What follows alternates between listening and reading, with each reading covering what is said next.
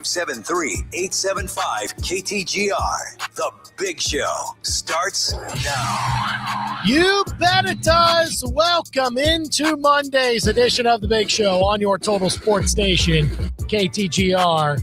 Sandy Humphrey and Brendan Schaefer's back. Hello, everybody. The double dad himself. What do you know? Hey. Congratulations, by the way. Thank you. Thank you very much. And glad that everybody's doing well. And I guess about a week in, I hope everybody's doing well. Oh, not sleeping at all. But otherwise, yeah, they're good. That kind of goes with the territory there. Great to have you back. And I'm sure that there have been all of these takes that have been backlogged and just ready to spew out. I mean, inevitably, they'll come to me. Yeah. You might have to jog my memory a little bit. I have been a little bit out of the loop. Yeah. But, man, this weekend was something else. I know that much. This weekend was great. Yeah. When it came to the football. We've got not for CJ Stroud, but it was great for some people, I suppose. Man, you had to go there right away. Sorry. We're not even a minute into the show. The nice welcome back, and I go right for the jugular. Yeah, that wasn't very nice, Brendan. Sorry about that. Hey, we'll have some takes on that, I'm sure, coming up in just a little bit. We'll also have, there's Chiefs news within the last few hours or so. Oh? They're going a creative, brand new route to fill their offensive coordinator opening. Is that the case? Well, not as much. Depends on your definition on creative. Maybe it differs, but we'll talk about yet another rehire by the Chiefs coaching staff, this time at the OC spot, here in just a bit. Mizzou men's basketball, another road loss. What does that mean? 505. We'll talk about it. We'll also discuss whether they've gotten enough from the portal now that it's closed. We know for the most part who the players are that are still in it and who Mizzou can still go get, but we'll talk about that.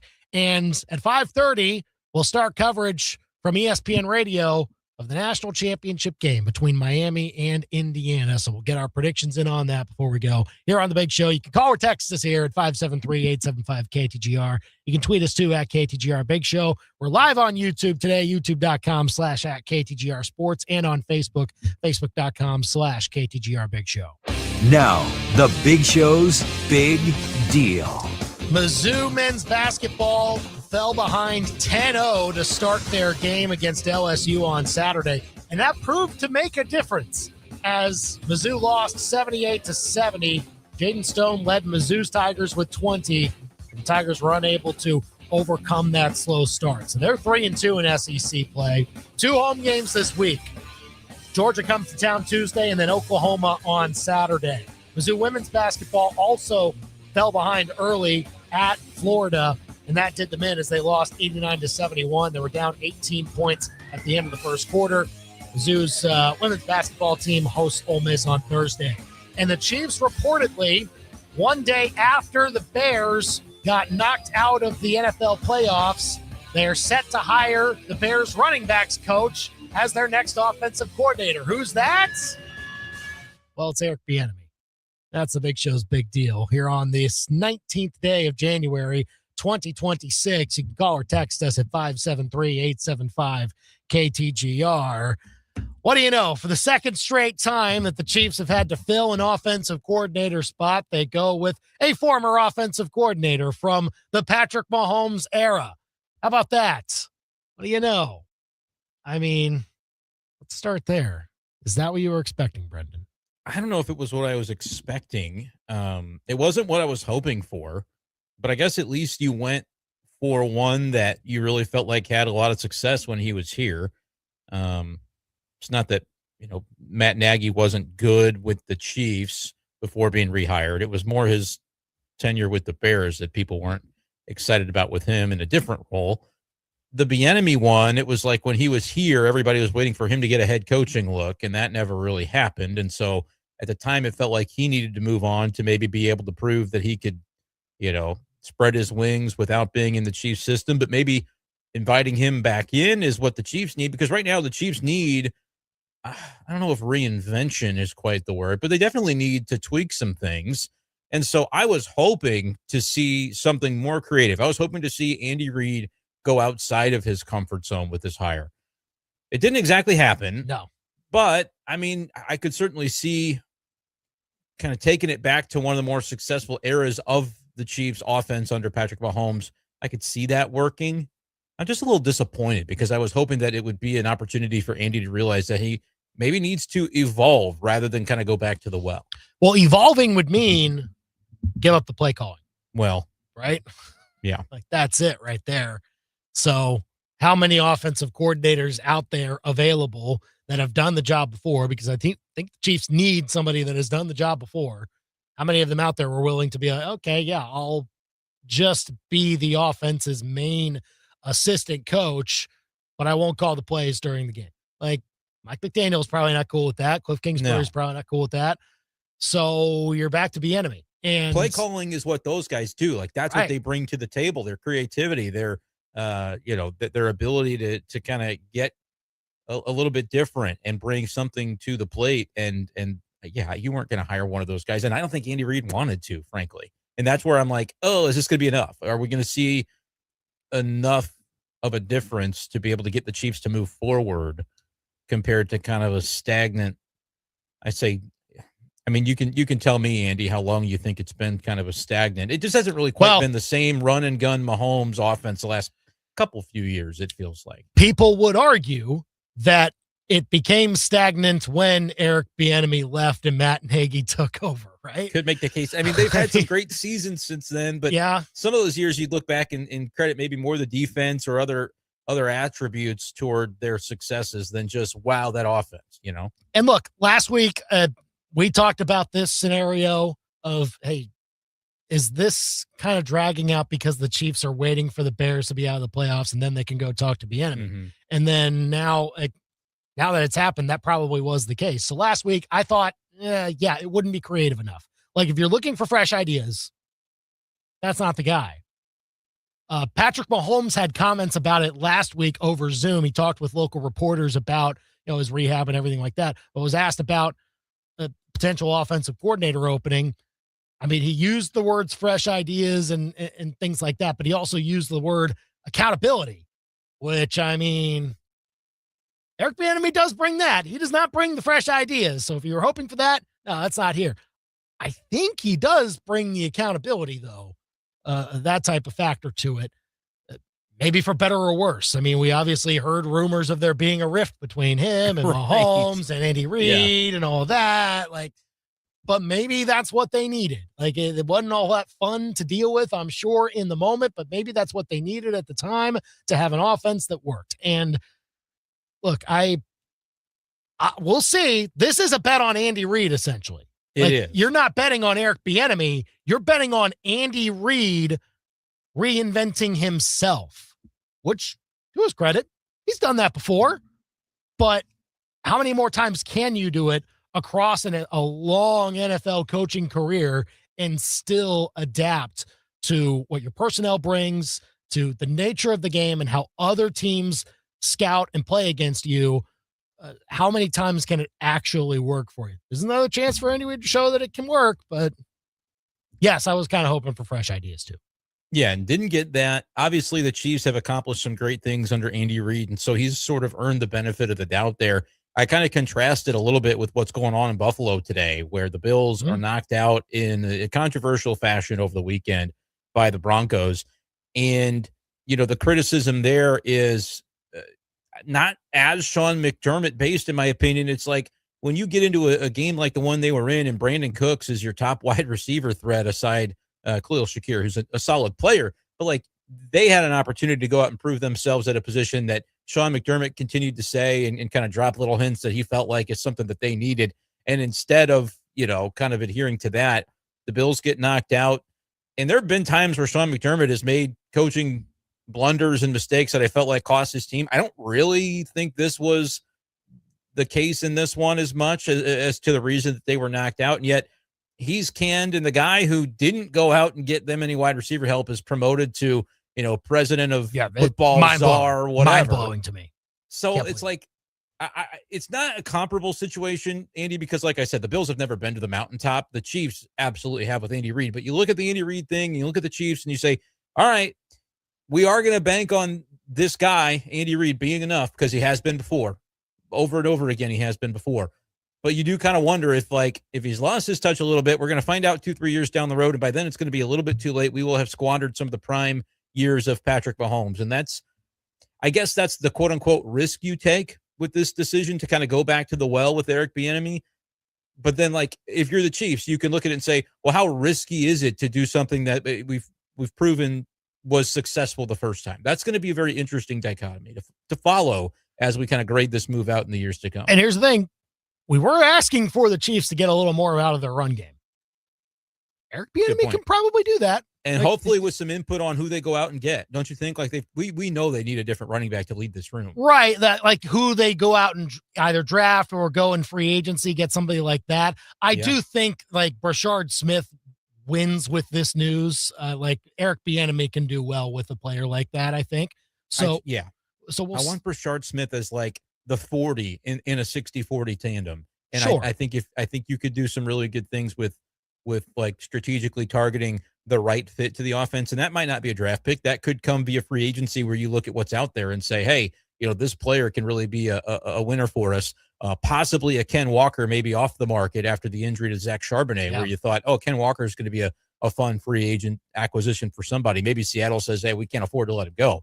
But yeah, I think that Brashard Smith is an interesting piece to the puzzle now for what the Chiefs could do next year, bringing a coach back who has sort of that background with when the Chiefs have had successful running games in this era. Eric Bieniemy was largely a part of it. Call or text us. Eric Bieniemy reportedly, most of the national folks, the national insiders have put out this news now. It will most likely be Eric Bieniemy returning to the Chiefs to be their offensive coordinator. He was the Bears running backs coach. They got knocked out last night. Chiefs early today saw the news that they were going to request to interview him. Seems that's probably happening. They're like, okay, yeah, we'll go ahead and make this happen. So Eric Bieniemy likely heading back to the Chiefs as offensive coordinator. We'll see the ramifications of that. In the meantime, this past weekend was fun, Brendan. I mean, you mentioned it, controversial fashion, the way the Bills lost. What do you think? I need your take on. Not a catch. Interception. Oh, man, I do agree with Sean McDermott, though, that they rushed it. I agree with that. Yes. And if there's any part of, and I'm assuming your take on why it's not a catch is because if the ball is never fully controlled, it never touches the ground, the play's never over until somebody possesses it, right? You can be rolling down the hill with each other, and somebody's got to come up with the ball if it never hit the ground. He never fully possessed it, in your opinion. There is no way to prove this, but if the defensive player were never there, the ball pops out of his arms as he is falling to the ground, and he probably does not hang on to it. So it's probably not a catch. I don't know if I feel that way, but that's not enough to say it's a catch because I don't agree with that. It's not the way the officials have to do it. Like they have to see what they can only go off of what they are seeing on the film. Also kind of an interesting spot of where, like, if they had called catch on the field, it probably stands. Or the other way around. So, like, which is where weird body language as a player can kind of bake in. If you're Brandon Cooks, you got to sell that. Like, you made the catch of your career, and he really did. He kind of looked like a sad puppy dog, which is maybe, when you're looking as a referee, bang, bang play, trying to make a decision. I actually do think they're acting. It can be important on the field as a player, and Brandon Cooks didn't really do any of it, if I may. And like, I thought it was a catch, but I was rooting for the Bills. Everybody knows that. So I was biased. I was too, actually. Here's where I really was frustrated. It couldn't have been more clear that Bo Nix and that Denver offense was fishing for pass interference calls on their drive that followed. And I thought we're getting real ticky-tacky, rewarding that type of just slop football. The Bosa penalty where he just laid Nix out after the play, which was a decline penalty because of the PI that was accepted. Right. That would have moved Broncos down the field a little bit. They would have been pretty well in field goal range or close to it. So it maybe would have been a similar result.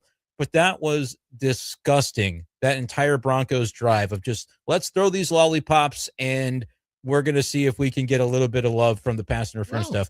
That's all Bo Nix could do was throw lollipops because he only had one healthy foot at that point. Apparently, did he break the I ankle? don't know. I really don't know. $1 million question.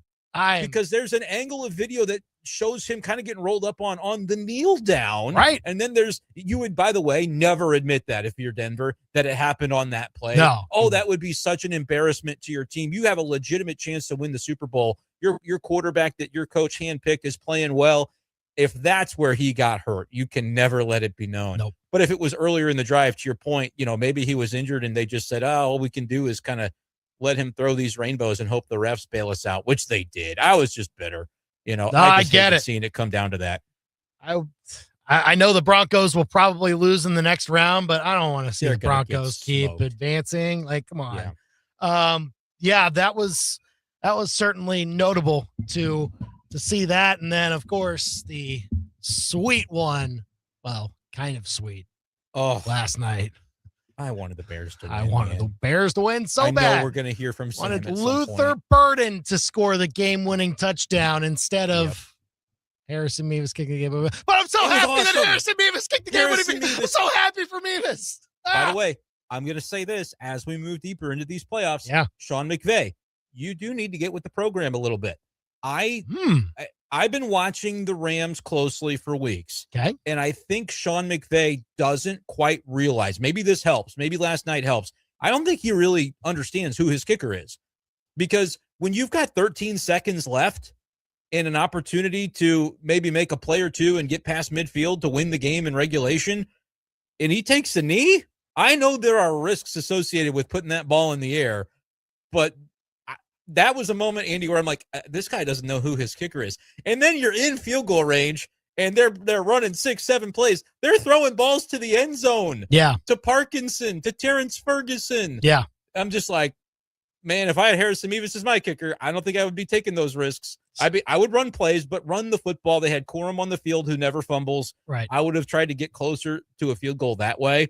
It was a little bit telling to me that Sean McVay is like, I don't really think he understands who he's dealing with here. So if you get into a spot where a 51-yarder can win you an NFC championship or a Super Bowl over the next few weeks, is Sean McVay going to let him kick it? Hopefully last night's, 42-yarder? Hopefully that's 42. enough to let him know, like, I got you. I'm Money Mevis. But that was a great moment to see. I wanted the Bears to win, man. I didn't want the Rams to win. It almost looked like Mevis didn't even get all of it. That it could have traveled even further on a more true hit. I don't know if the cold maybe factored in at all or something like that. From that, I'm not going to overanalyze the kick, but he knocked it through. I knew he would. There was no doubt about that at that point. Yeah. Once you get the Puka Nacua was not a huge factor in that game the way you normally expect him to be, but you get to third down and they make that final play where you're like, okay, now they're going to be in a real field goal range to make it happen. Call or text us 875-KTGR. Give us your takeaways from the NFL divisional round weekend. Let's go to Matey here on the KTGR hotline. Matey, what's up? Good afternoon, gentlemen. How are you doing, buddy? We're doing great. The only come first. How about that Brandon become father? Congratulations. Hey, yeah. There we go. Thank you very much. Are you listening, Brandon? I am. Congratulations. Buddy, did you have boy or girl? We've got a boy. We've now got 2 boys, matey. Oh, you have 2. I didn't know that. Is it the second child? Okay. Yeah. Can I ask you what you put the name on it? I hope not Brandon Jr. I hope not. Well, no, my first son's middle name is Brendan. That's kind of a family tradition. Our second son, his name is Riley Gene. Gene after my grandfather. Brendan, you should have put Major Jr. I know. It was a missed opportunity. Come on. Come on, man. Hey, I know. Congratulations. God bless you. One more question. Who's going to win tonight, Brandon, Andy? I want Indiana. Tell me who's going to win. He wants Indiana. You want the Hoosiers, Brendan? Yeah. I don't know what I want, but I know who's winning this football game. It's Kurt Signetti. Yeah. Yeah, he's legitimate. Yeah. Last year I doubted. No doubt about it anymore. I guess we'll get our score predictions in a little bit later, but I think we're all going to be on Indiana tonight. Appreciate the call, matey, here on the Big Show, KTGR and the KTGR app. Do they cover the spread? That's maybe a good question. A little bit more of an interesting question. Yeah, where's it at right now? Is it like I've seen 7.5 pretty consistently. Okay, maybe a little down really from where it was a few days ago. We did picks of the week Thursday. Last week, and it was at 8.5. So maybe it come down a little bit, but not going to get all the way down to 7. I think it will be more than a touchdown when it closes, coming up at 6:30 or so. Yeah, I mean, Bears, at least they covered. And they covered. And I thought, looking at my pick, I'm like, oh, I won. The Rams won. No, got hooked. Yeah, hooked there at 3.5. But there was that game. There was, well, the other games. We can just talk more about the Rams. All that. We could talk more about the Rams. The Texans lost. Why do we need to Andy, talk? Yeah. CJ Stroud is horrific at the position of quarterback. I've never seen anything like it. And it's kind of been 2 weeks in a row. Did the stat go as 5 interceptions, 5 fumbles in the playoff run for Houston? In this playoff run? Yeah. 4 picks yesterday. Right. He fumbled a million times in their first game. He only lost 2 of the fumbles in that game, but yeah. That's correct. And then he fumbled another one in this one. Yeah. He was awful. It's awful. Brendan, they need to trade him. Yeah. I don't think that's crazy. Can you trade him? Because there's this element of, oh, man, this guy just might not have it all upstairs.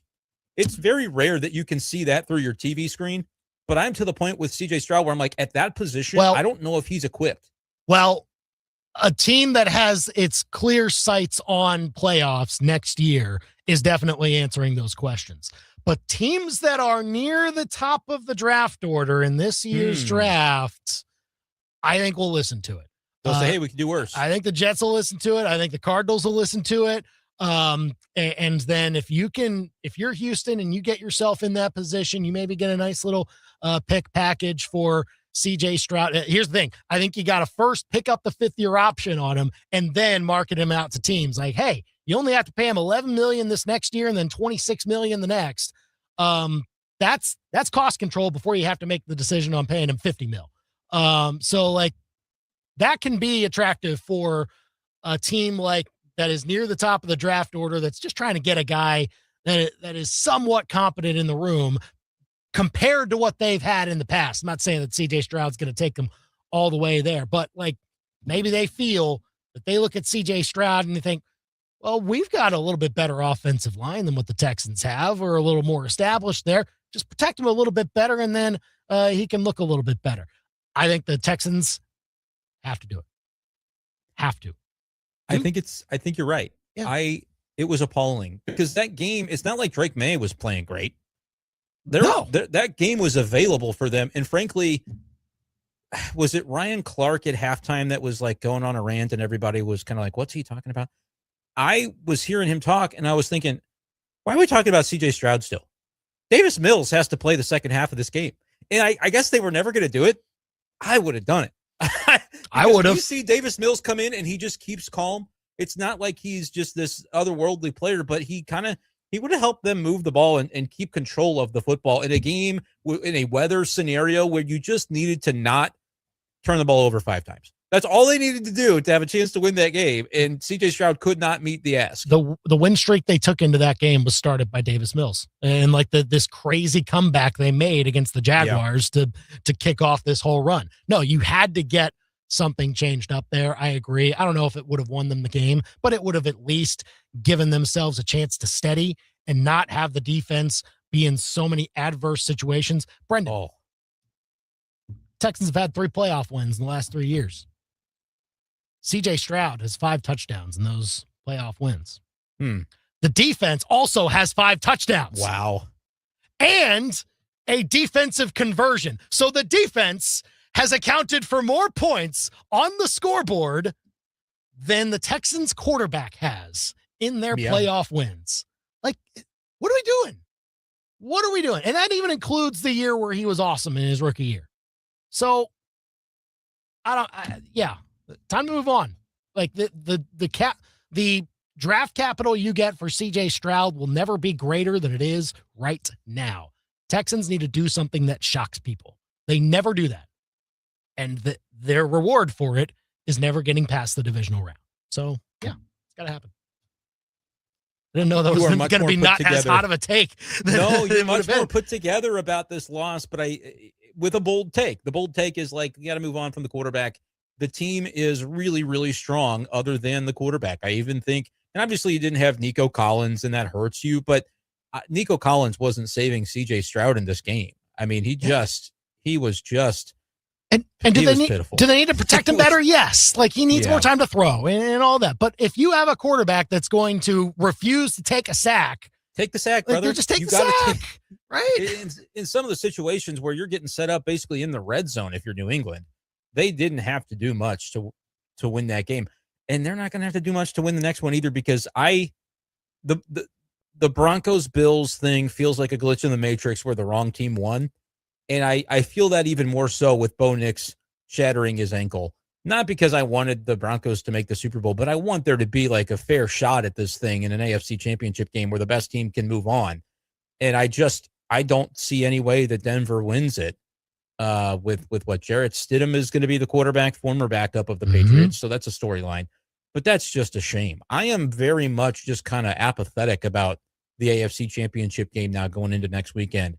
Whereas if the Bills just would have gotten over the dang hump, I think we would be in for an all-timer between two teams that played twice during the year and had some really compelling games. And now you'd be playing for a chance, Josh Allen, to go to the Super Bowl, the Patriots to try to get back there with a new era and an MVP caliber quarterback. That would have been something else. And now I'm just like, yeah, whatever. They'll play the AFC game and we'll get to see some fun stuff in the Seahawks Rams. That's really all it is. That's going to be the electric one. So we'll obviously talk more and more about it. By the way, yeah. Thanks for coming out, 49ers. Appreciate the try. The fact that they got yikes. to that point was pretty incredible, if you ask me.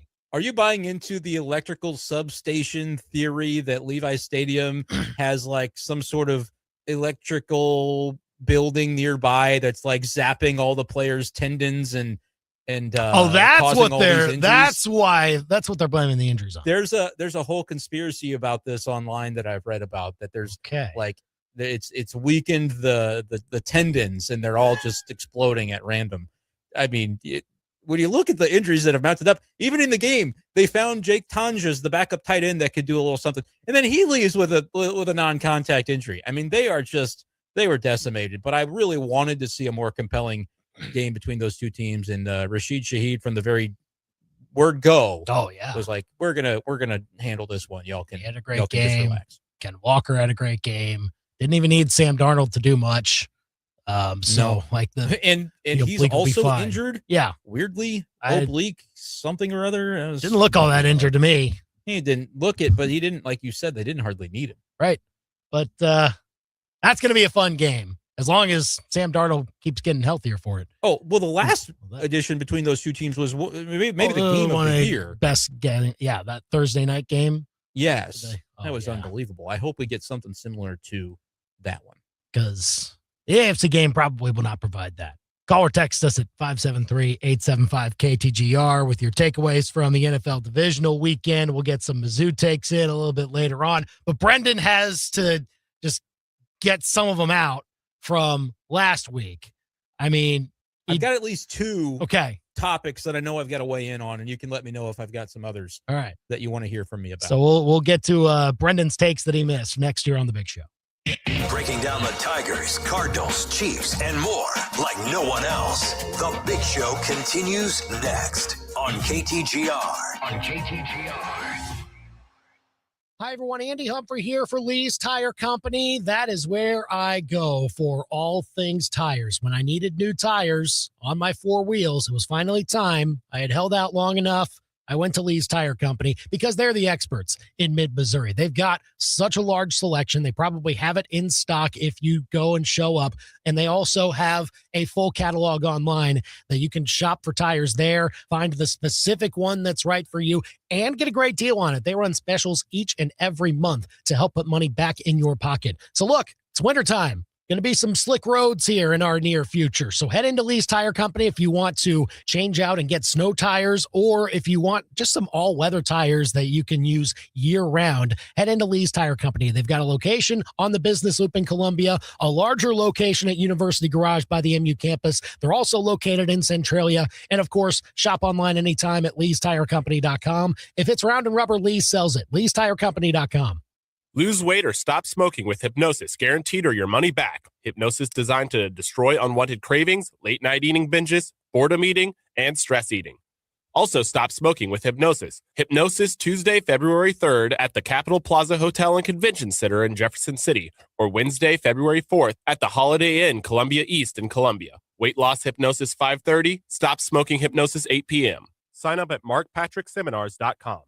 That's markpatrickseminars.com. And now the doggy dedication with Kretsch's Custom Exteriors. This week's letter comes from Coco in Columbia. Coco writes, Dear Kretsch's, my human's been whizzing off his new deck nonstop. I've never seen him so happy. But while he's making salty lemon snow cones, I don't have a place to pee of my own. If I had a wood fence to whiz on, I could unleash my freedom stream from a three-legged lean. Well, Coco, Kretsch's Custom Exteriors can build you that fence to splatter your bladder. Kretsch's Custom Exteriors. True beauty is on the outside. Welcome to every gym in January. Membership prices, crazy high. Crowds, even worse. All just to wait in line for a bench. Or, hear me out, you could build your own home gym from Play It Again Sports. Free weights, dumbbells, plates, treadmills, ellipticals, benches, racks, and more. New and used. At prices that don't feel like a crime. No crowds, no monthly fees, no awkward eye contact with Chad curling on the squat rack. Play It Again Sports. Think of them first so you don't finish last. PlayItAgainSportsColumbiaMo.com. From elegant weddings to corporate lunches with flavor and flair, Courtyard by Marriott Columbia brings the party and the pros. It's the home of Main Event Catering. And with every event, you'll get an award-winning chef, full banquet staff, and drop-and-go options for any size crowd. And the event center holds up 300 guests with 8 flexible rooms. If you need help, there's a Marriott certified wedding coordinator on staff too. Book now by calling 573-443-8000. Life has many sweet sounds, whether it's being enchanted by the coo of a baby, enthralled by the refrain of a favorite song, or even enlightened by a celebration. Hearing connects, informs, and engages us with the world. At Hearing Aid Consultants, helping people hear better is our passion. Set your hearing baseline now so you don't miss the sweet sounds of life. Hearing Aid Consultants in Allmake Repair Lab. We are here for you today so you can hear tomorrow. HearingAidConsultants.com. The best local sports talk around on your ride home. You've got The Big Show on KTGR. Pretty fun NFL divisional weekend, objectively speaking. Call or text us 573-875-KTGR here on The Big Show with Andy and Brendan and get us your takes on how it went. James says the Dolphins should look into getting Stroud. I thought the Texans were better with Davis Mills. Yeah, I mean, look, I don't know if they win the game, but it allows you to just reset and be like, okay, let's make sure we have somebody in there that is not going to put the ball in jeopardy. Because Stroud had 4 picks. He should have had 8. But there were some dropped ones there. It was bad in that game to the point where I kept watching it drive by drive, and I'm thinking, how is this guy not out of the game yet? I just didn't understand. Is there a brain attached to this guy's shoulders? What's happening? I just don't know. What is he doing?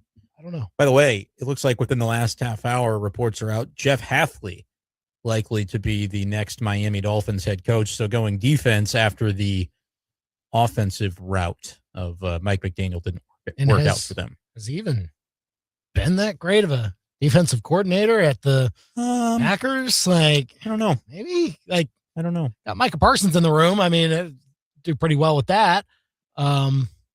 He was a pretty good head coach at Boston College, right? Like, yeah, I guess it works out. Ultimately, his decision to go from college head coach to NFL DC ends up paying off because you'd consider that a step up from Boston College to be coaching the Dolphins. So good for him, I guess. That's an interesting one.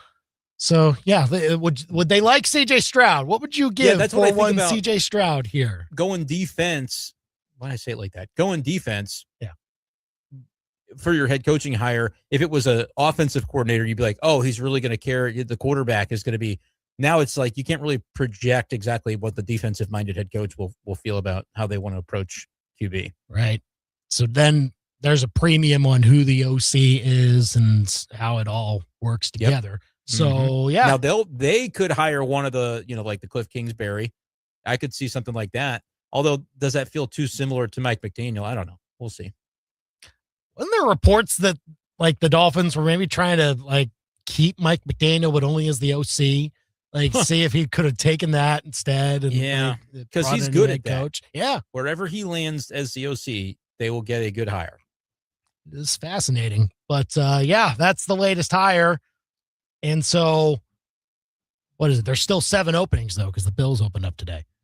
And then, all that. Yeah, if you're John Harbaugh, how are you feeling about the Bills opening up? Or you're like, ooh, that would have been a fun one. Or you think he's happy with his decision? Which I guess he's happy with it. Is official. There's a lot of contract stuff that's been. No, I think it's done now, I believe. Okay. I think it got done over the weekend. But yeah, it was kind of lingering for a little bit of like, oh, it's technically not finalized, and it was leaving for the rug to be pulled out. But I think it's official now. No, I wouldn't, because Brandon Beane's still there, and now he has more power. So I don't know, actually. I think that was part of the deal with the Giants was like, I don't want to have to answer to the GM that I should probably have authority over. So I agree that he should have more authority in the room than Joe Shane does. With that situation. So no, I think John Harbaugh's fine with his decision. We'll see how the other jobs fill out, what the Ravens do, what the Steelers do, and ultimately now who's going to be Josh Allen's new head coach. Let's get now to Brendan's takes that he missed. You're gone almost all week. Yeah. And like the day you were out, Nolan Arenado gets traded. That's the first thing I got to touch on. Yeah, all right. Well, go ahead. And my answer to that is, thank goodness. It's over. Like, you figured out a place that he was happy to go. The Cardinals are paying down a majority of the contract. I think the Diamondbacks only had to pick up like $11 million of the remaining 2 years. That's perfectly fine. I honestly thought it might even be ending up as worse than that for the Cardinals. It's okay. And I credit the DeWitts for the willingness they have shown this offseason to kind of wash their hands clean of, I'm not going to say the mistakes of the previous administration, but sort of the position that they were put into by the waning years of John Mozeliak, which was they needed this refresh. They needed to restart the clock on some things. And to do that, you don't really need bloated veteran contracts. And so to be able to move on from really all of the bloated veteran contracts that you were looking to dump, and to be able to, maybe not as much in this case, they got a player back, but it's more about just being able to clear the deck for the next iteration. So I felt like this was the deal that had to happen. And to me, the last deal that has to happen if you're the Cardinals this offseason, you don't have to trade Brendan Donovan if they don't get the right deal for him. Might mention a little bit more about that coming up in the top 5 at 5. But well done by Chaim Bloom, basically adhering to what he said he would do this offseason. And I think it's going to put the Cardinals in a better position than a lot of people believe or are ready to realize just yet. I'm not talking about down the road. I think this year could be more compelling. The win total at one of the sports books dropped for the 2026 season. Cardinals had the lowest of the Central Division at 71.5. I'm not saying, but I think there's definitely a chance that they're able to climb over that number, which wouldn't be the craziest thing in the world. Like, I'm not saying that would be some grand accomplishment. But if you're the Cardinals in year one of sort of this reset and you win 78, 79 games, that might tell you that you're closer than you think to being able to add pieces over the coming years to be able to get this thing back on track. 71 wins is 91 losses. That'd be not to the terrible, awful level, but it's, look, attainable. They were trying to win in 2023 and they lost 91 games. So right, if they stay above that, I would call it a win for Chaim's new administration. And I really think there's a chance that they're able to get that done. We'll see. We'll see what happens with that. All right. What else you got? Brendan missed. Gotta talk a little Mizzou basketball. Yeah. You can go. And not just the LSU game, right? Like, right. We'll talk about the good one because that was the one that I didn't get to weigh in on. I loved how they played against Auburn. I wish it didn't get followed up with kind of a lackluster loss at LSU. We know how difficult it is to win on the road in college basketball, especially in the SEC. But at home, I mean, they continue to impress me, and that Auburn game was very impressive, I felt like. And so I was glad to continue to see that type of home performance, and it's what they're going to need, Andy, if they're going to be able to round out 10-8, maybe even push to 11-7. Talk about NCAA tournament. The road wins are going to be tough to come by. I think we've seen early in this conference season that's the case. try to find any way that you can to win them all at home, and that might be your ticket.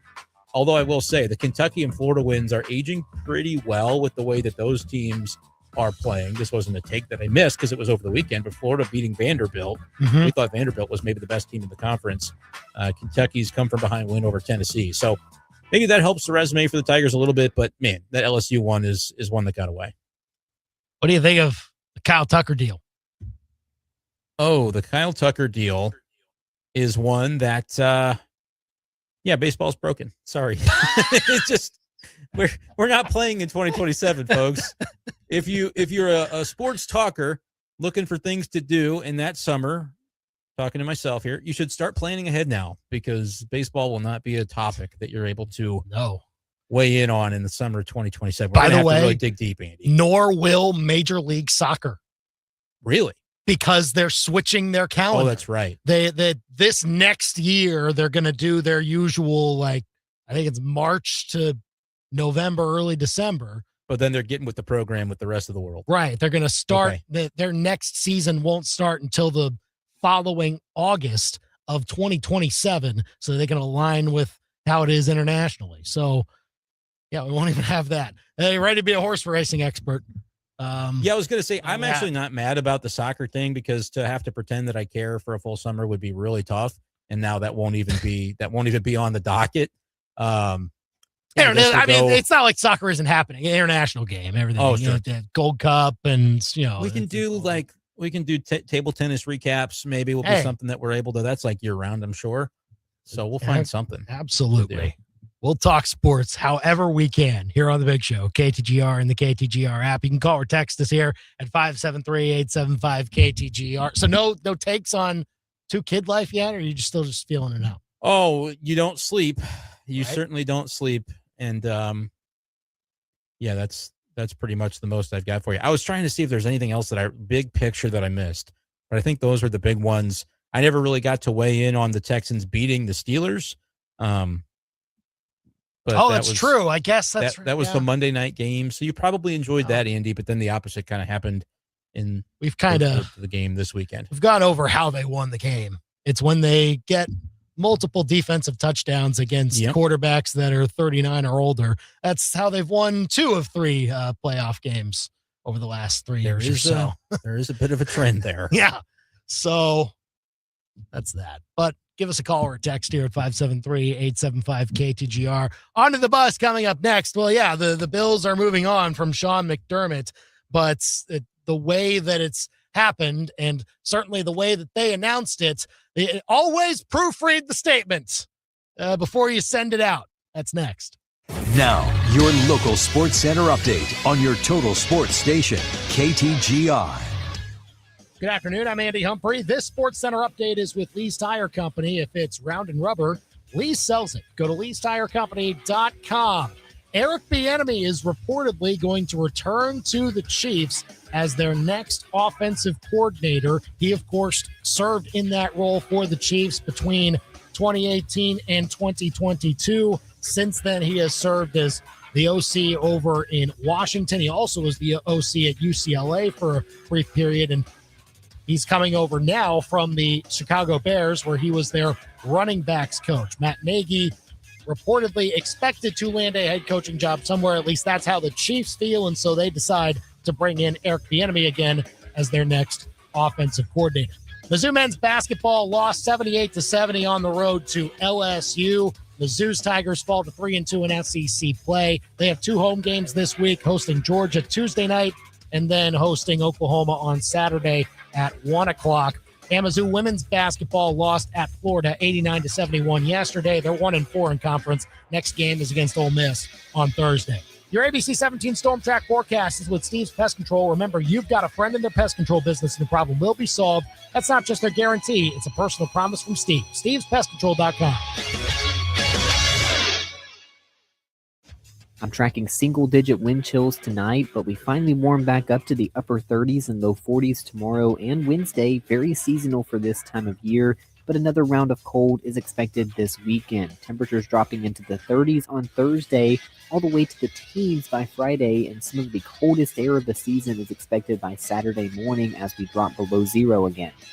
I'm meteorologist Nate Splater, and that's your ABC 17 Storm Track forecast on your total sports station, KTGR.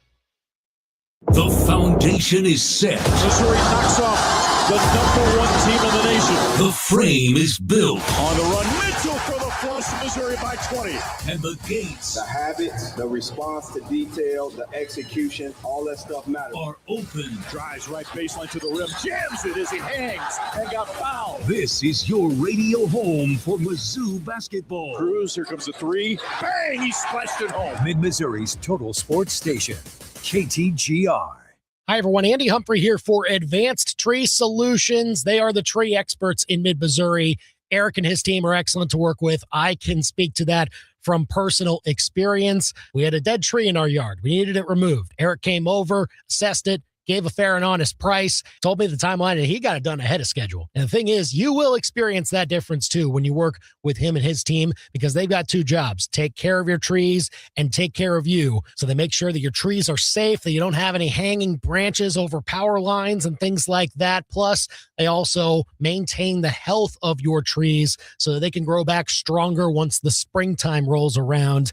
And so go and check out AdvancedTreeSolutionsLLC.com to see their full range of services. And don't forget them as the tree experts in mid-Missouri. They serve Columbia, Jefferson City, and Fulton. Go to AdvancedTreeSolutionsLLC.com and give your trees the care they deserve with Advanced Tree Solutions, your tree's best friend. Lose weight or stop smoking with hypnosis. Only $59.99 guaranteed or your money back. Stop smoking without cravings, irritability, or weight gain. That's right. Don't just cut down, but stop smoking once and for all. Also lose all the weight and let Mark Patrick Hypnosis destroy unwanted cravings. Hypnosis Tuesday, February 3rd at the Capitol Plaza Hotel and Convention Center in Jefferson City, or Wednesday, February 4th at the Holiday Inn Columbia East in Columbia. Weight loss hypnosis 5:30 p.m. Stop smoking hypnosis 8 p.m. Meet Matthew Preston. Inside his apartment, everything he holds dear is protected by Progressive's renter's insurance, like his laptop and a surprisingly valuable collection of baseball bobbleheads.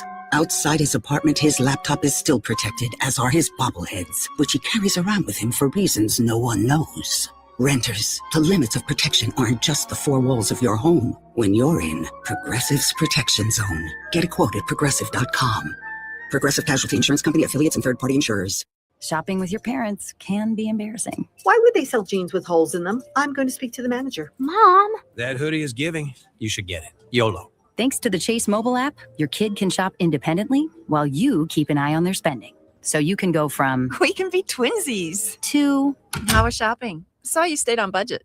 Thanks, Mom. Freedom for kids, control for parents. That's family banking from Chase. Account subject to approval. Chase mobile app is available for select mobile devices. Message and data rates may apply. JP Morgan Chase Bank N.A. Member FDIC.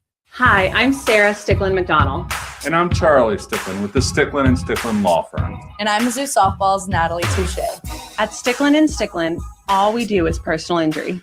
We've earned millions for our clients since 1991. On the diamond, I trust my team.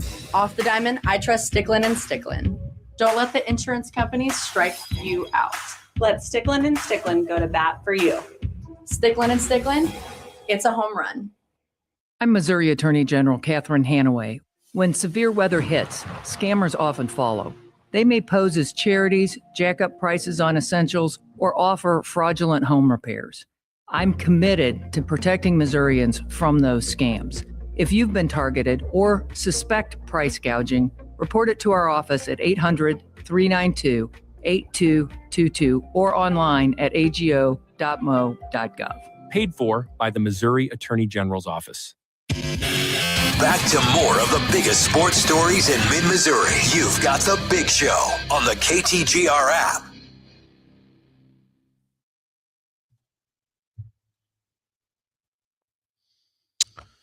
Well, Sean McDermott no longer the head coach of the Bills, but the owner of the Bills wanted to still extend his gratitude for the job that he did. The quote in the statement, it starts out like this from the owner, Terry Pagula. Sean has done an admirable job of leading our football team for the past 9 seasons. Wait a minute. Oh, boy. Wait. Admirable job. He's really captained the ship effectively, huh? Maybe that's what he was going for. He's trying to turn Nouns and adjectives.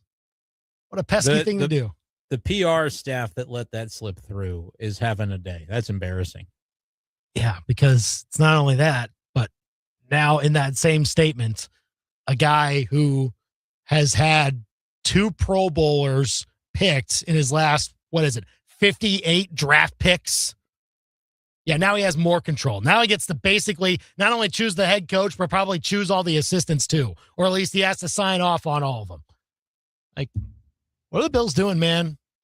I don't know how attractive that job is. It's cold, first of all. You've got Josh Allen. Cold, they've got a stadium coming. They'll be fine. That's true. I guess you got to they live are in Buffalo, though. That's probably what I was more going for. Yeah. Yeah, Josh Allen, great. But there's another head coach opening that has an MVP quarterback too. So, I think I'd prefer that one over this one. If you ask me. Yeah, that's fair. Now, it's not to say that Sean McDermott didn't either have this. He probably did.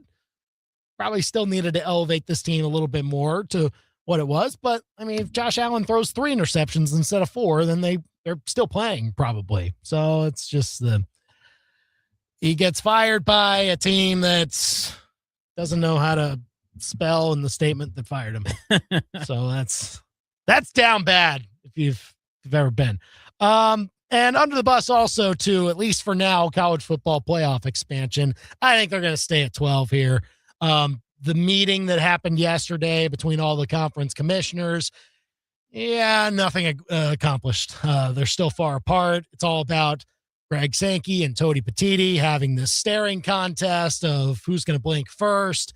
The SEC wants to go to 16, but doesn't want to agree to go to 24 in 3 years like the Big Ten wants. And that's, I think, the right opinion to have. So, yeah, I don't think we're going to have CFP expansion this year. The deadline technically is Friday. They could still get a deal done by then. But this is the only time that they're ever going to be in the room altogether again. So I think we're going to be waiting a whole year for this. Yeah, and I don't know. I'm okay with it because I think if they did expand, I would then worry, okay, did the Big Ten get its way that SEC agreed, yes, we'll go to 16, placate you for a year or two, but that's the precursor to going to 24, which I don't really want. Yeah. So let's let it play out again at 12. I think this was a pretty good playoff. There are always changes you might want to make, but I'm okay with another year at 12. I really wouldn't mind it that much, other than you could, I guess, take the Mizzou angle. Would 16 give the Tigers a better shot? I don't know. I guess 24 would give them a better shot, I guess, yeah, too. Well, it's a good point. That's not my number one priority right now. As much as I would love to see them make the playoff, I want the sport to be sensible in the way that it operates too. Yeah, the games have mattered all the way up towards the end, I think, to a really nice degree with the 12-team format. So just let it sit for a little bit. We could experiment with other ways to make this even better, but there's no point in experimenting if you're just going to change up your experiment every single time and not actually get data on what works and what doesn't. So at this point, I do hope that they stay at 12. 16 would be fine, but let's not go over the top to an era where the non-conference games would matter not at all, and we're just taking a bunch of teams that maybe don't deserve it in the end, but they're in because they have the conference standing.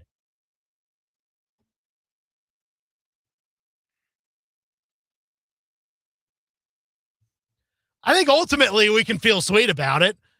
Harrison Mevis kicking the field goal at the end for an NFL team is a good thing that we should celebrate here in Columbia, Missouri, with how he did that for the Tigers so many years and now doing the same thing in the NFL. So I think, celebrate that and not necessarily the team that he might be kicking those field goals for. And I also became a little bit of a Bears fan. Luther Burden, obviously, hate to see him, knocked out that way. I'll bury DJ Moore a little bit in the top 5 at 5 for the way that the Bears end up losing that game. I don't think that interception was on Caleb Williams, but you love to see it for Harrison Mevis. And you know the big cat guy from Barstool? It's like the Bears fan or whatever. Right, yeah.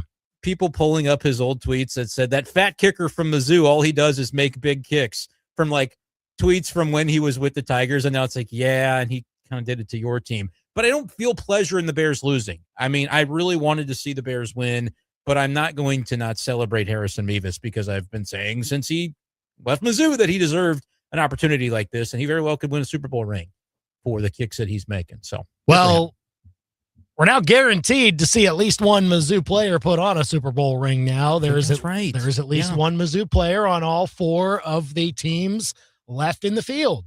How about that? So that's the good news. So we'll see who ends up hoisting the trophy in the end. Call or text us at 573-875-KTGR. We'll obviously have more NFL talk throughout the week, but up next, we've got to talk some Mizzou. What is this men's hoops team? I mean, it's really hard to figure out who they actually are. We'll talk about their loss to LSU coming up at 5:05. The portal season essentially coming to a close very soon. The portal itself is closed. Can Mizzou still add to get their roster a little bit better for next year? We'll talk about all of that before getting into coverage of the national title game at 5:30 here on The Big Show. Hey, Columbia, this is Coach Agnew from API. I've got a New Year's deal for you don't want to miss. If you've been thinking about getting in shape, now's the perfect time to jump in. Sign up at API before the end of January and get your first 31 days for just $31. That's right, 31 days, $31. With expert coaching, a supportive community, and all the tools you'll need to crush your fitness goals. There's never been a better time to join the API family. So come on in and let's make this year your strongest year yet. Sign up now at APIProjectFitness.com. I stopped smoking with Mark Patrick's hypnosis when nothing else worked. 1 year later, my wife Michelle and I attended the Mark Patrick weight loss hypnosis seminar. In 2 months, lost 43 pounds, and she lost 18 pounds. And we feel great.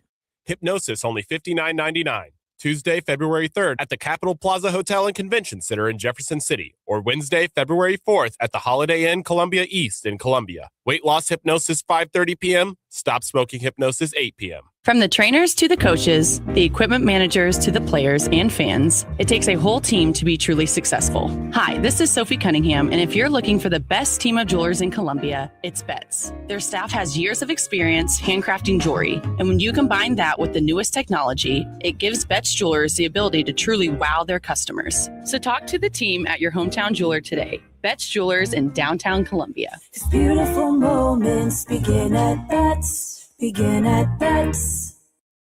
KTGR and MU Healthcare Sports Medicine are highlighting a local athlete each week. It's the KTGR Athlete Spotlight. This week features Father Tolton Junior guard Hannah Cox, who recorded the first double-double of her career against Richland with 16 points and 13 rebounds. Hannah averaged over 12 points and 8 rebounds in the Trailblazers' 3 wins last week. That's the KTGR Athlete Spotlight, thanks to MU Healthcare Sports Medicine, providing everything athletes need to be and stay at their best, because they're competitors too. KTGR AM Columbia, KTGR FM Fulton Columbia, K286CL Columbia, in Missouri's total sports station, KTGR. I'm Christine Lisi. Breaking news, another NFL head coaching vacancy has been filled. The Dolphins hiring Packers defensive coordinator Jeff Hafley as their next head coach. The Bills fired Sean McDermott following his 9th season with the team. Under McDermott, Buffalo went 8-8 in the postseason, 0-2 in AFC championship games, no Super Bowl appearances. He told his staff he intends to continue coaching, and he'll likely get opportunities to do so, explains ESPN NFL insider Adam Schefter. He now may get in on other head coach openings. I will say this.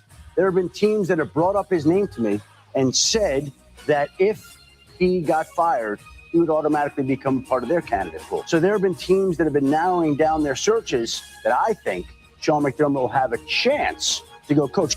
Denver opened up the window for running back J.K. Dobbins to return to practice this week, possibly play against the Patriots in Sunday's AFC Championship game. He's been on IR with a foot injury. Miami and Indiana square off in the CFP Championship game tonight. ESPN radio coverage as well as on ESPN, bottom of the hour. ESPN Radio is presented by Progressive Insurance, making it easy to save money. When you bundle your auto policy with home, condo, or renters, you'll earn a multi-policy discount. Easy to bundle, easy to save. Visit progressive.com. From Faro. 15 to the 10, to the house. Bush. Back to the wall, and it's got her. And Arrowhead. Touchdown! Kansas City! To your speakers. This is the big show, baby. Get fresh takes on the biggest sports stories in mid-Missouri. Right now, this is the Big Show with Andy and Brendan on KTGR. Brendan's back from double dad duty. So we'll get some thoughts from him on Mizzou hoops the last week or so.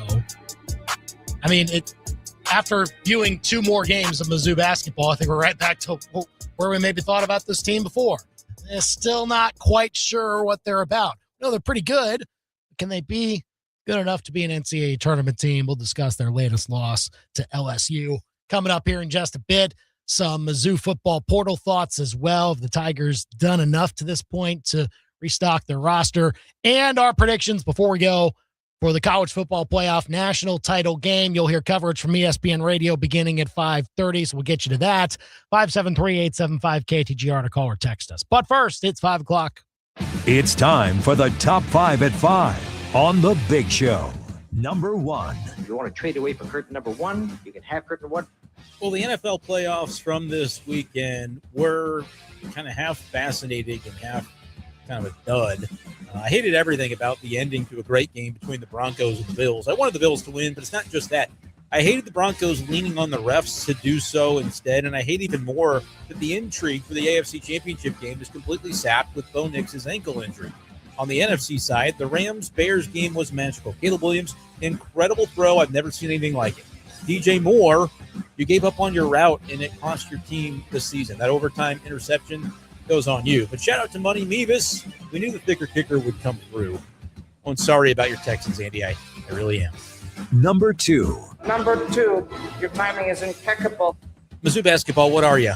No, seriously. I enjoyed the Auburn win. I watched it from the hospital room after our baby was born Tuesday last week. And then over the weekend, I think they trailed LSU by exactly 8 points the entire second half. That's the way it felt anyway. 78-80, the loss for our Tigers. And that's just, again, the type of team that I think if you are earnestly an NCAA tournament competitor, you got to be able to pick up those types of wins every now and again on the road. They lose at Ole Miss, and then they lose at LSU. That's one that I think later on in the year could come back to bite you. I know it's hard to win on the road, but that was truly a disappointment. Who is this Mizzou basketball team? Call us or text us with your thoughts, because I'm not sure. Number 3. So the football transfer portal closing to new entrants. Did Eli Drinkwitz strike out here? Don't get me wrong. They added some pieces. Robert Woodyard, linebacker from Auburn, felt like a great start to replenishing the defense, but doesn't really feel like they've landed enough high-profile names on that side of the ball. I like Austin Simmons. I think that's going to work out. I'm not that concerned about the offense or the O-line, but defense. Are we concerned? Should we be? We got to get into it a little bit more coming up. Number 4. Oh, shanked it. Chiefs need a big shakeup, get a new offensive coordinator, so they go back to Eric Bieniemy. That's the direction that they'll be going with the OC hire. It is a statement by Andy Reid that, yes, I can do this myself. I don't need to bring in somebody young, innovative, and different to what I'm used to get the Chiefs back on track. It's the bet the Chiefs are making. I hope that they're right, because if not, a couple years down the road, we could look back and say that they squandered some of the final prime years of Patrick Mahomes' career. That is not the way that I want to be talking about the Chiefs. Number 5. What is the 5 fingers? Say to the face. Slap. National championship game tonight in football. I'll lament it's on a Monday. It kind of feels like an afterthought, but I think that's more because there's no way Kurt Cignetti doesn't win the Natty tonight. But can Miami at least make it competitive? That's the Big Show's Top 5 at 5 on KTGR. Give us a call or text at 573-875-KTGR. Yeah, that'll be the question. It is odd, the timing of it. Less so the Monday and more so like January 19th, man. Yeah. Like we talk about this every year. And every year next year it's going to be even later. Next year it's going to be January 25th. Something else, man. Golly. That's the one part of it is the calendar. Like we could talk about playoff expansion till we're blue in the face and that it's good to have additional access to the championship. in this sport. But Andy, I do think they have to think about the calendar in ways that they're kind of like, we talk about it. I think they know about it at the higher reaches of the sport, but it's just like, just push it a little bit later. They don't actually ever do anything to address it.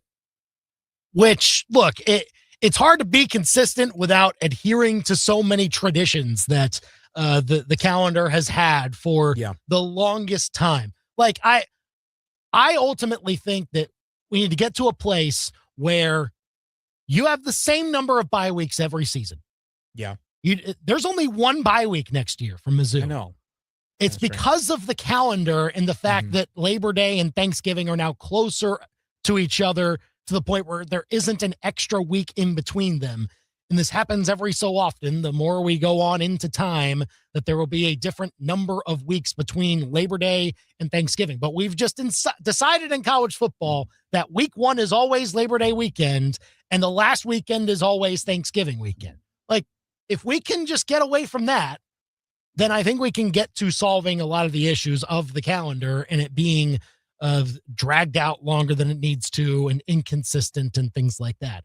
But January 25th, like, you can solve that so easily by just moving it up a week and tell Vegas, like, hey, just rebook, okay? Like, it just you're going to have tenants in your building a week earlier than originally thought. Let's just have some common sense here. But yeah, Indiana 35, Miami 17. Is it that easy? I haven't bet on the Hoosiers, but I kind of want to. I just feel like the same thing could happen where, Indiana ends up, there's a pick six, like Carson Beck turns into a pumpkin, or Indiana's defense is just that good that it's not really Beck's fault, but you're just going to fall into one or two bad turnovers, and it kind of goes the way of the Oregon game. But man, Miami is really strong on both sides of the ball. If Beck plays well, I could see Miami covering the spread. I'll go in between. You said it was kind of like an 8.5 number last week. Yeah. Now it's more like a 7.5. I'll go 24-16 Indiana. Ooh, low split scoring. The difference. Okay. Yeah, I don't know. And the total was 47.5. It's come down to 46.5. All right. I don't know really that you're going to be able to have a shootout with these two defenses. Unless you get a defensive score or two, I think this game goes under the total of 46.5. Now 46.5. It was 47.5. I think it's lower scoring. Yeah. Okay. Well, again, we'll have coverage starting from ESPN Radio coming up at 5:30. So we'll end a little bit early for that. But be sure to stay tuned for it, and kickoff comes your way at 6:30.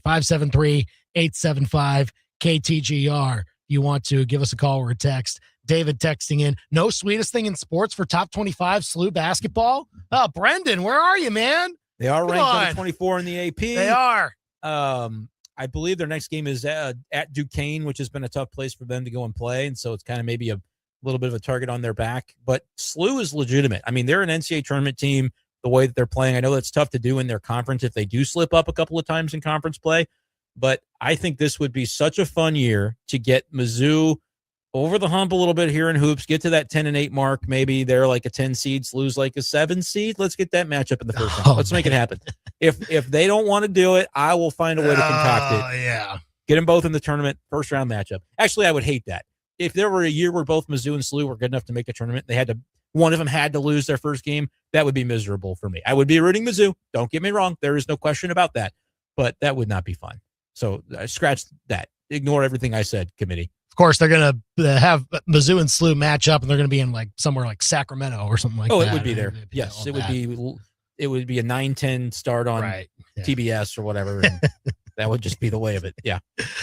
Oh, man. But everyone here would be getting the pot of coffee on to watch the whole darn thing. But is Mizzou even going to get there? I mean, I don't know. Probably not. I think they're good enough. Like, I think they got the collection of talent that you expect that they should be in the NCAA tournament, even in the league that they play in, and how every single game is a dragged out, just punching bag. Like, you've got to find ways to get yourself enough wins with this collection of talent to be in the NCAA tournament. And I think they can do that. But last game that they had on Saturday against LSU was just another example of how, look, they're still capable of inconsistencies that just allow other teams to control the pace, control the amount of possessions they have. Mizzou not as great of rebounding in this game as they have been in games past. Missed some key opportunities, a few too many turnovers, and ultimately could not recover from going down 10-0 to start the game. Like, got to be more ready to play on the road if you're going to have any sort of chance in other SEC road games. Yeah, they just didn't really ever seem like they found the gear to make the comeback. And I don't know how equipped they are to come from behind on those huge deficits. But LSU is like not this world beater that, you should struggle with to that extent. It just was a little bit lackluster. And I don't know. I kept waiting for that other to drop. And it's like, okay, here comes the run where they overtake them. And they just never really got there. And if you're struggling to find it on the road against a team like LSU, that's just kind of very middle of the road, how many more road wins can I expect? And does that then mean you have to be perfect at home to be able to get yourself into the conversation? They did it at Kentucky, Andy, but I really feel like that Kentucky team wasn't quite itself yet and is still kind of, that win for them at Tennessee maybe changes things a little bit, but I was really just waiting for the Mizzou to hit their gear. And with a bad first half, they got behind the 8 ball and they never really found the way up the mountaintop to be able to mount the comeback. In a second half that they were, pretty much neck and neck with the whole way, but you had that deficit already built in and it cost them. Right. There were so many times where Mizzou got it down to 5 or 4 in the second half and like, okay, get a stop here. And then you got a chance to cut this to a 1-possession game. And it just never happened. Could not get that stop. LSU, to their credit, Sutton had an excellent game for them. Just found the right shot to stave off any type of Mizzou run, and they just couldn't create it from that game.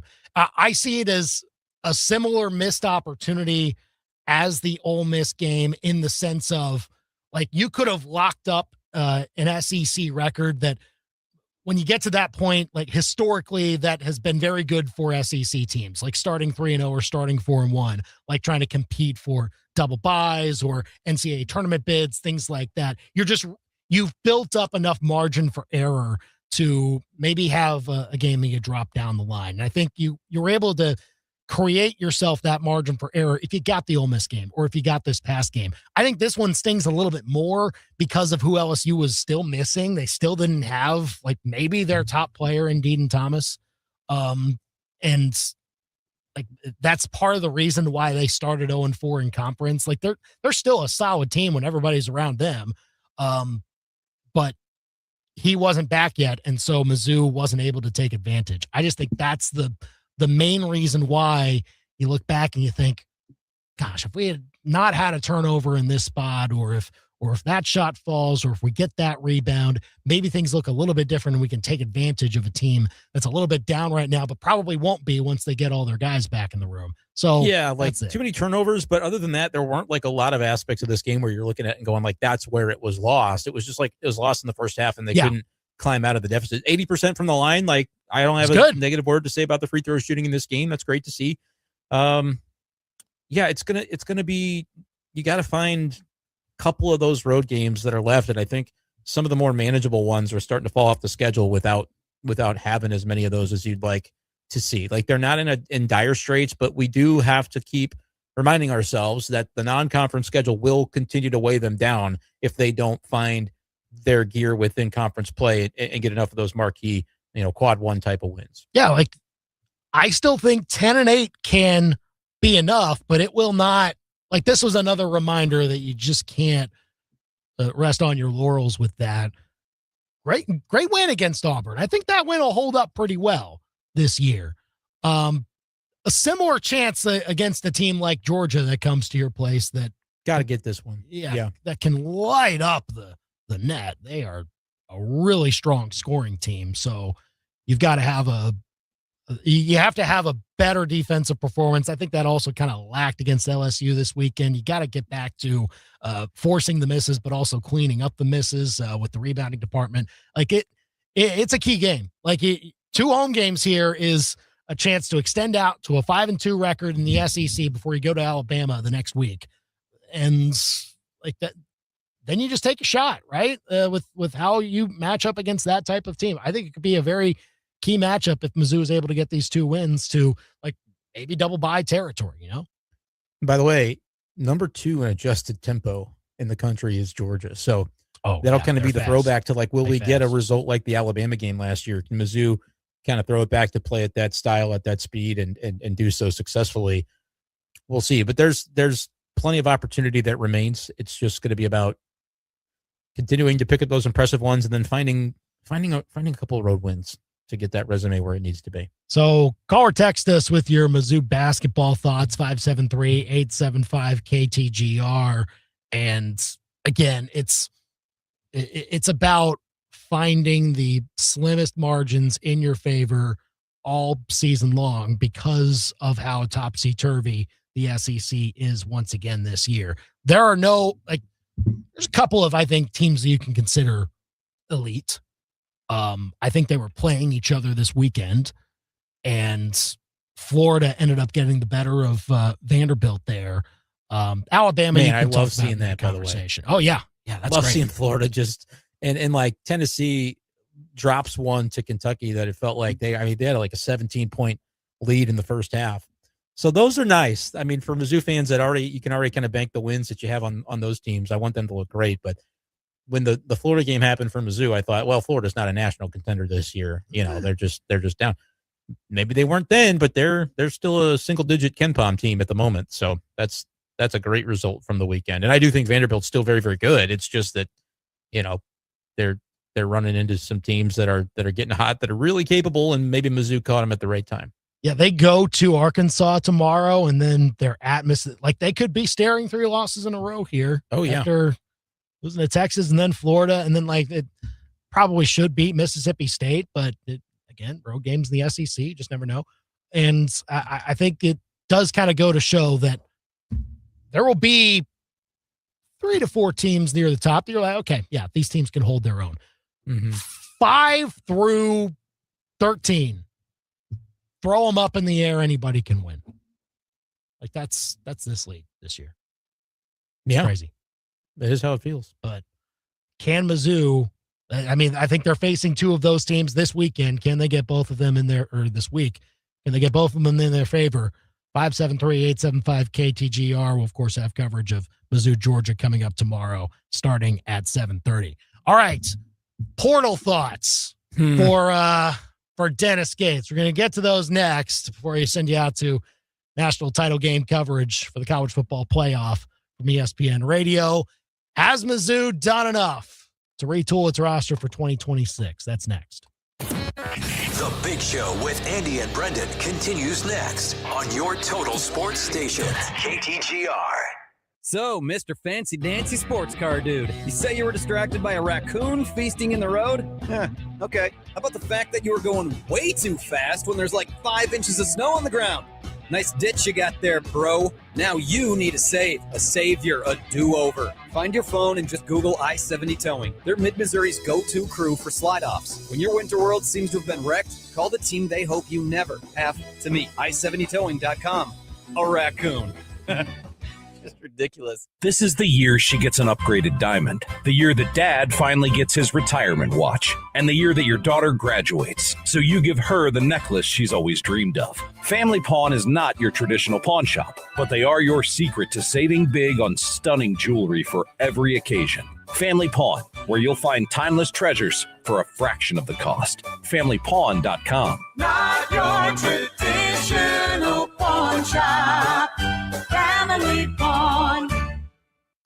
Okay, the limb is hanging over the driveway. I need this pruned. Oh, call the electrician. An electrician? Yeah, or maybe your HVAC guy. You've officially lost it. I need an expert in the right field. Fine. Call that lawn company. They mow and prune. Yeah, they also scalped your yard last summer. When it comes to trees, trust the experts who actually know trees. Ones that are trained and educated for pruning, planting, and removals done right. Call Eric at Advanced Tree Solutions, your tree's best friend. AdvancedTreeSolutionsLLC.com. Hi, I'm Tom Connors. Went to Mark Patrick's hypnosis seminar February 6, 2019. Nothing worked before. Left there and never smoked again. Amazing. Easy, affordable, and guaranteed. A year later, with my wife, Michelle, attended Mark Patrick's weight loss seminar. She lost 18 pounds, and I lost 43 in 8 weeks. It's true. He smoked 2 packs a day, and nothing worked until Mark Patrick Hypnosis. Now we're losing weight together, eating healthy, full on half the food, crazy, enjoying exercising. Who would have believed Mark Patrick Hypnosis really works? It's amazing. I can breathe again. My blood pressure went down, and I've got so much energy. So much energy. And look great.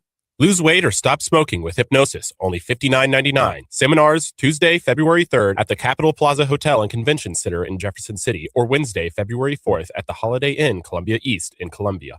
Weight loss hypnosis 5:30 p.m. Stop smoking hypnosis 8 p.m. Sign up at markpatrickseminars.com. That's markpatrickseminars.com. You're a merchant of all things that are man. Firearms, fishing, cars, food, sports. Yeah, the kind of stuff every man always needs more of. So show it off at the Mecca of Man. The 2026 Como Man Show, Saturday, March 14th at the Northeast Event Center where the Boone County Fair is held. It's the best and most fun way to show every man they need what you got. Seriously, by showing them. Bring your best stuff, show it off, and have a blast. For more info on being a vendor at the Man Show, go to ComoManShow.com. If you're craving something delicious, find your way to the Pasta Factory, where everything's made from scratch daily. Their fresh sauces, cakes, quiche, dressings, and soups are sure to tantalize your taste buds. And all pasta entrees are cooked, baked, and tossed to order. Don't leave without sampling those homemade desserts, lovingly crafted by Jason and Rob. Good. The Pasta Factory. Visit them at 3103 West Broadway Business Park, right in front of Walmart. Celebrating 50 years in business. The Pasta Factory, where fresh meets flavor. They can't shoot it straight on the golf course, but they can shoot straight on the biggest sports stories in mid-Missouri. Back to Andy and Brendan on The Big Show on KTGR. Talking Mizzou here, of course. 875-KTGR if you want to call or text us. National championship game coming up in a few minutes. Coverage beginning at least from ESPN Radio at 5:30. We'll take you up until then and talk about Mizzou football. Eli Drinkwitz trying to get as much back in the portal as he can based on what he lost from the portal. It has closed. That closed on Friday. Maybe we hear about 1 or 2 other players entering in the meantime. Of course, players from Indiana and Miami will get a little extra time to enter the portal if they want. But largely, I mean, Mizzou can add a few more players, Brendan, but I think we know the pool of players that they can add from. So what do you think now that Mizzou's done what it's done? I'm not freaking out, but I'm underwhelmed for sure, because I feel like we just didn't see the number of marquee additions that I thought would be there. Like my stance had long been like, I'll trust Drinkwitz to figure it out. He knows, what he needs. He's done this before.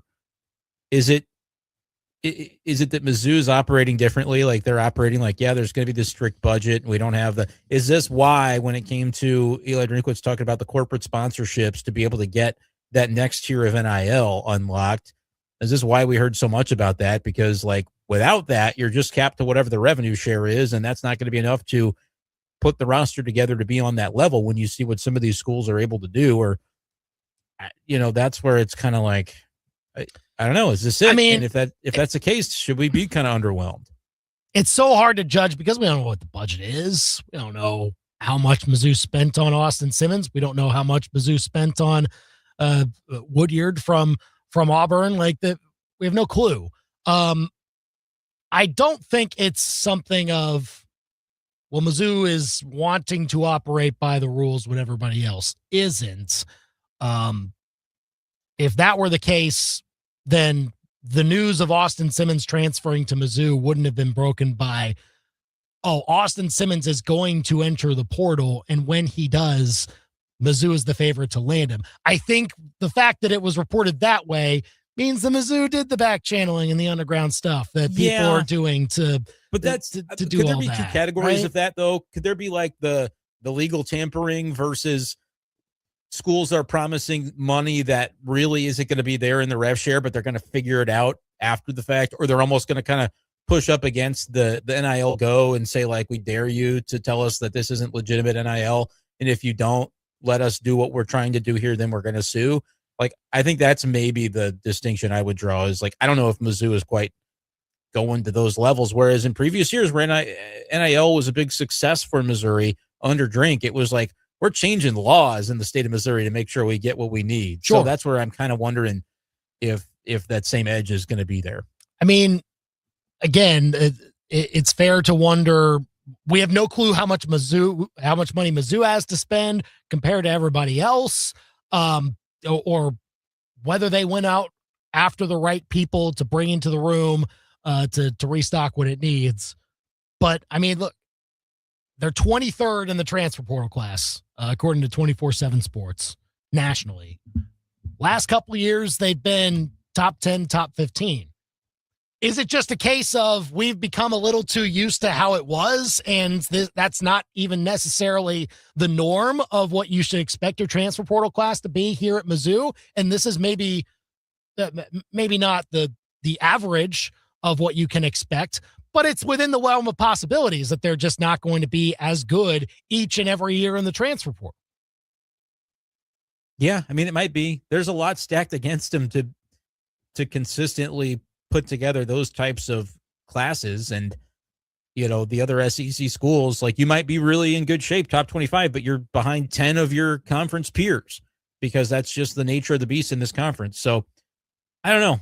I think that there's going to have to be maybe more of it's not that I didn't think that Eli Drinkwitz could develop talent, because I think we've seen him push guys to the NFL, but there might have to be a little bit more of that Gary Pinkel than I thought, in terms of being able to take the guys that they might not have as many stars as some of their other, you know, competitors in the conference, but you're going to take them and turn them into winning players in the SEC. Like, that's going to have to be an aspect of this. But I do think, like, at the important position at quarterback, they at least were able to identify and land their guy, right? So whether they're right or not about Austin Simmons, we'll see. But you can't really knock them for that one. That's one that they said, this is the way we're going to approach this, and we're going to do so confidently. Defensively, the worries, though, I think do persist. Like, that's where they are for me too. They have not landed a defensive lineman that you say from day one, oh yeah, he's starting. I think kind of also the same thing at safety, but everywhere else they've gotten a good amount of depth. It's just a question of, are you going to feel the loss of Damon Wilson and Zion Young a little bit deeper next year? Yeah. Unless Mizzou finds someone that for sure makes a difference and slots in as a starter right away. There's still time to add players, see who else they add. But so far, Mizzou not as good in the transfer portal as it was in years past. National championship game coming up next from ESPN Radio. We're back tomorrow at 4 o'clock. He's Brendan. I'm Andy. We're done for now.